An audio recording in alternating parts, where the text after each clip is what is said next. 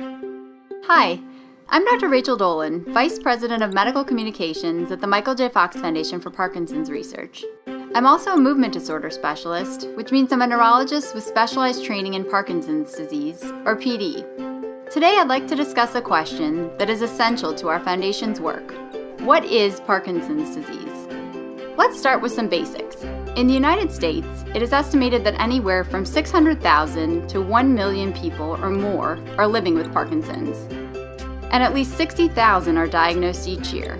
This makes PD one of the most common brain diseases, second only to Alzheimer's. Age increases the risk of Parkinson's, and the average age at diagnosis is 60. So as our population continues to grow older, more people are likely to experience PD. In fact, people tend to think of Parkinson's as an older person's disease, but some get PD at 40 or even younger. Some diseases can be diagnosed with a lab test. Cholesterol levels and blood pressure are measured to evaluate for heart disease, for example. We need tests like that in Parkinson's, but they don't exist yet. Doctors diagnose Parkinson's by completing a medical history and a physical examination. They look for two of the three classic motor symptoms, which are resting tremor, stiffness, and slowness of movement. When people hear about Parkinson's, they mostly think of these motor symptoms, especially tremor. But some people also experience walking and balance problems, and PD affects other body systems. Constipation, sleep problems, cognitive changes, and depression can occur, sometimes even before a Parkinson's diagnosis. And some people report that they lose their sense of smell. One of the hardest things about Parkinson's is that everyone with the disease embarks on a unique journey. In fact, movement disorder specialists say, if you've met one person with Parkinson's, you've met one person with Parkinson's. Each person has their own mix of symptoms, and there is no standard trajectory or path. So if everyone gets their own version of Parkinson's, then what does everyone with PD have in common?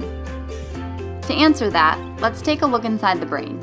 In Parkinson's, the brain cells that make dopamine stop working or die. Dopamine is a signaling chemical, or a neurotransmitter, that coordinates movement as well as feelings of motivation and reward. When dopamine cells die, Parkinson's symptoms emerge. Exactly why these cells die is not well understood.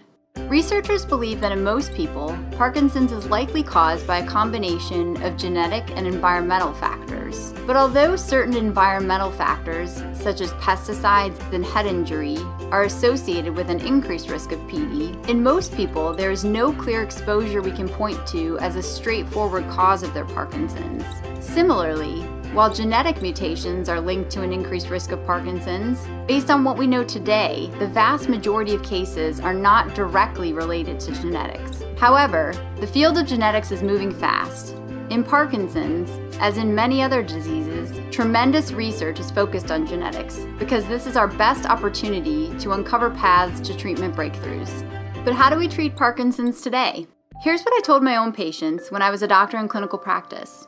The currently available PD medications can't slow or stop the progression of the disease, but they can ease symptoms and help you continue doing much of what you have always done. The same goes for certain surgical procedures, which are a good option for some people. The most important point is that treatment regimens need to be individualized, so you should work closely with your doctor to determine what medication or combination of therapies work best for you and your symptoms. Speaking of doctors, our foundation urges people with PD to see a movement disorder specialist if possible. Many people don't get to these experts, and we'd like to change that because the right doctor can help optimize your Parkinson's care, update you on research and drug development, and direct you to clinical trials, which are vital opportunities for you to advance scientific progress. Specialists can help you build the right care team and treatment regimen, but there's much more you can do to feel your best, like making sure to eat well, exercise, and stay connected to others.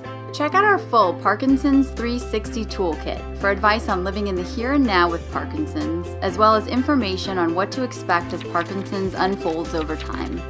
So, what is Parkinson's disease? Today, it's different things to different people. But by working together urgently and with purpose, we hope to make it a thing of the past for everybody. At the Michael J. Fox Foundation, our mission is nothing short of eradicating Parkinson's altogether. Much work remains to be done, but we've got many reasons to be optimistic. As Michael J. Fox says, the latest research is the latest hope. We're closer than ever to new and better therapies, even ones that could slow or stop the progression of the disease. And until the day we find the cure and close our doors, we promise we won't stop.